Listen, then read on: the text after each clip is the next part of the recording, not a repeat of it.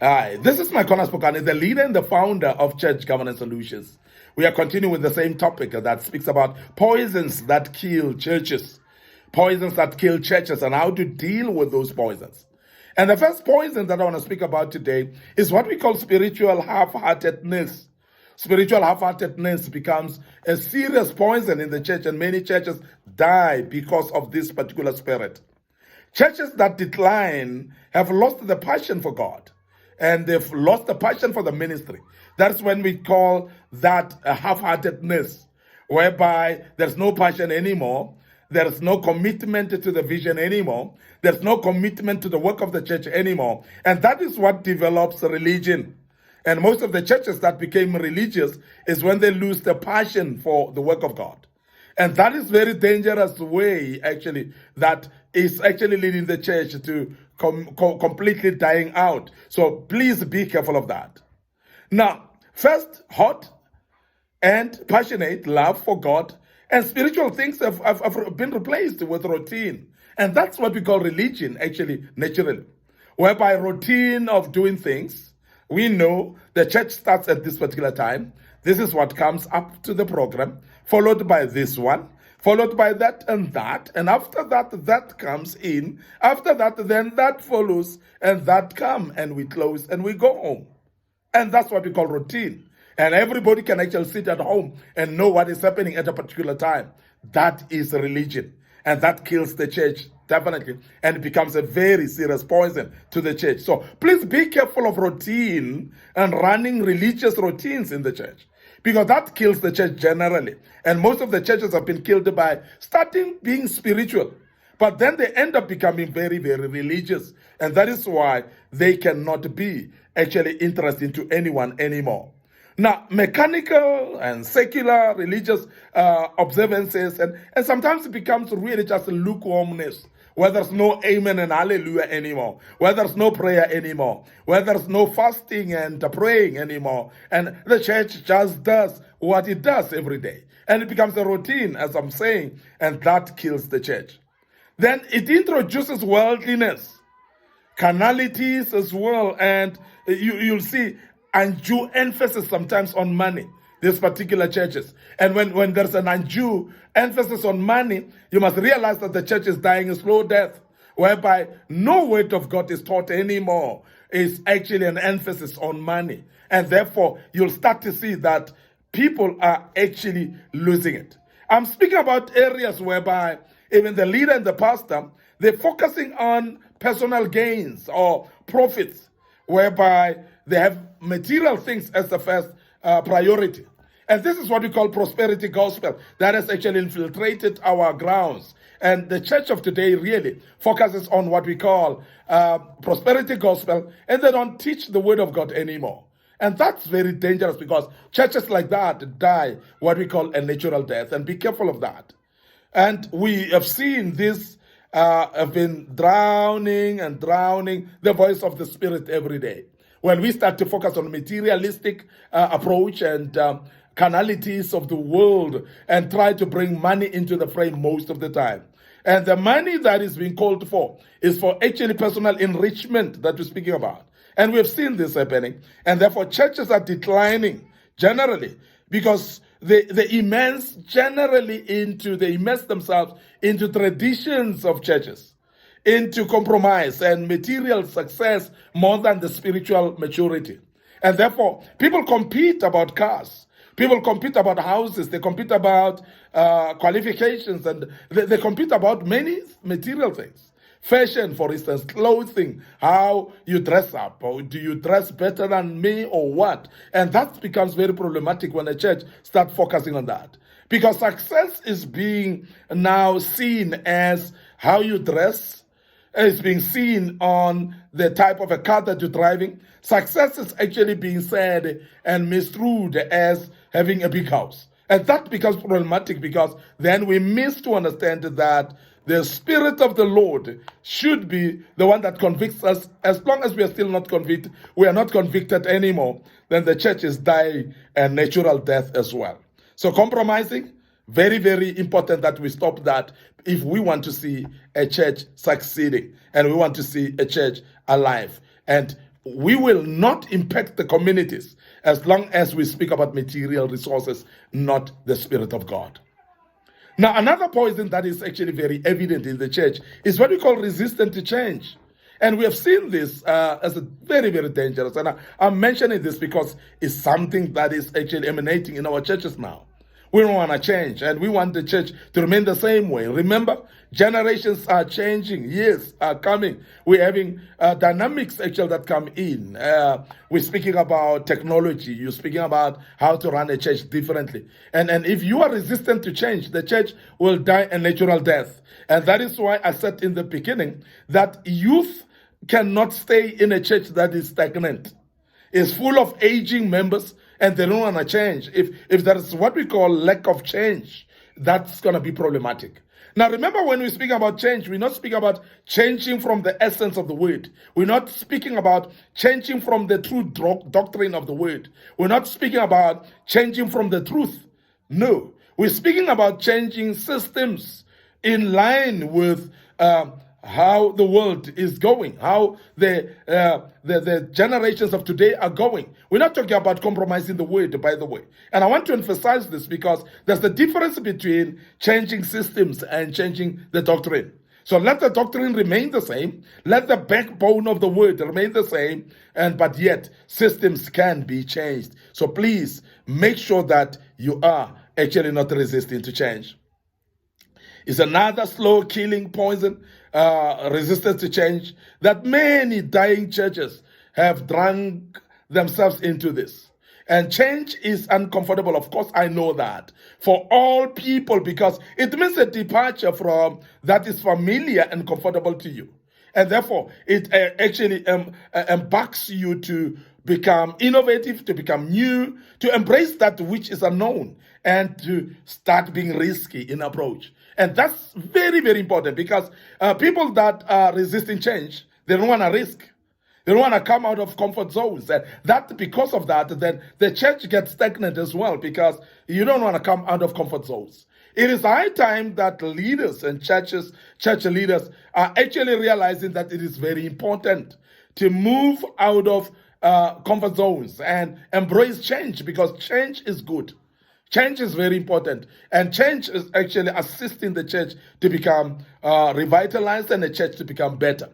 Without vision, there's no reason to change, of course, but we want to emphasize that it must be a change within the vision. It must be a change that drives the vision even more. For the vision to get better, it needs a change. And we emphasize in this because, saints, it is very important that change be embraced in our churches. Without leadership, there is no path upon which change can be managed intelligently. So therefore, leadership must be taken. We're talking about the leaders must take the leadership. They must direct. They must actually direct the people to this change, and they must make people actually understand that change is very important. But without leadership, generally, a change cannot be managed intelligently. So you need leaders that will manage the change intelligently. In the local church where there's a resistance, people fight, and they view change with alarm, and decline is usually the outcome in that regard, whereby every change is being actually critiqued and actually seen as something that's going to destroy. But I want to tell you now that not every change is actually coming to destroy, because change is very important.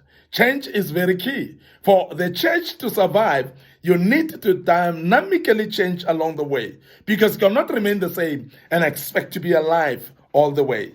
When a church refuses to release people for ministry and change from pastor-centered ministry to people-centered ministry, the church will decline. And of course, we must understand that if we are having a one-man show in a church, whereby we don't delegate tasks, we don't allow people to participate, we don't center the church towards other people actually participating in the church, that church will die a natural death. And we've seen churches that are resisting change, the very same old guard that they are leading the church, running the church, they don't want anybody to step in because they are resisting change. That becomes detrimental and becomes serious poison to the church, and be careful of that as well. The last thing that I want to speak about today is negative image That's a terrible, terrible poison to any church.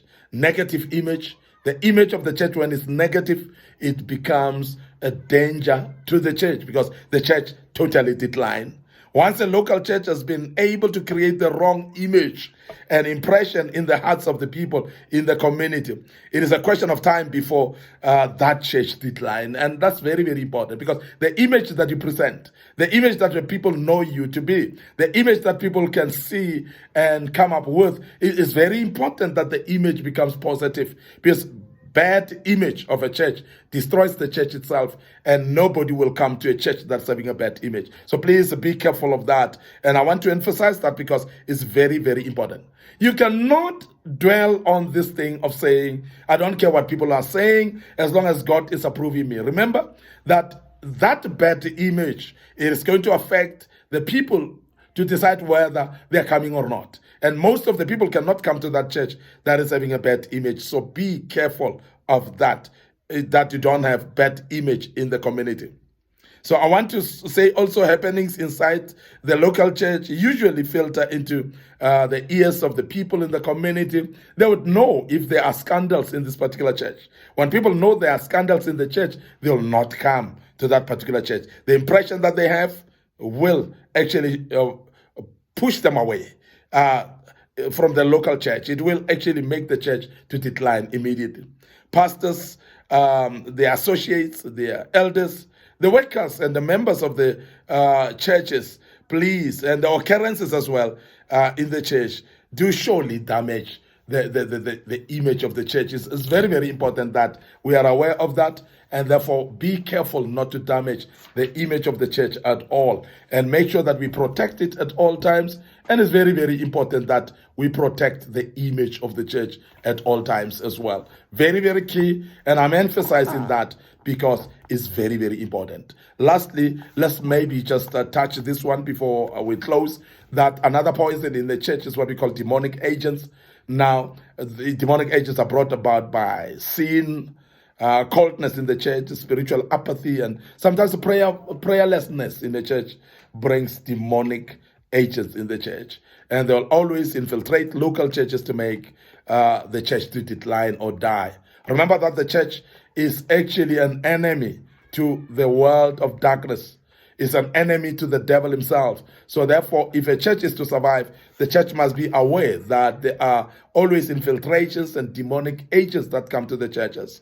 And within and outside the church, there will always be there. It will be those demonic agents that are inside the church. Some of them will be from outside the churches, and they will bring powers of darkness in those churches. Be careful of that. That's a poison in the church. Demonic agents within and outside the local church usually combine to wreak havoc in the church, and the devil always assigns his demons agents to put off the light of the local church. And most of the lights of the local churches are put off because of demonic infiltration. And so please remember that and be careful about that. Be prayerful as a church if you are to avert this, if you are to make sure that there is life in your church.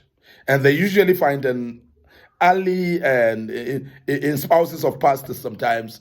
They partner with spouses of partners. We have seen pastors, we have seen a majority of the churches that are killed by pastors' wives, by pastors' husbands, and so on. And that's very important that you look at that because the devil always approaches that. Women and some children, youth as well, and occultic members who camouflage as genuine members or genuine Christians in churches, they are there.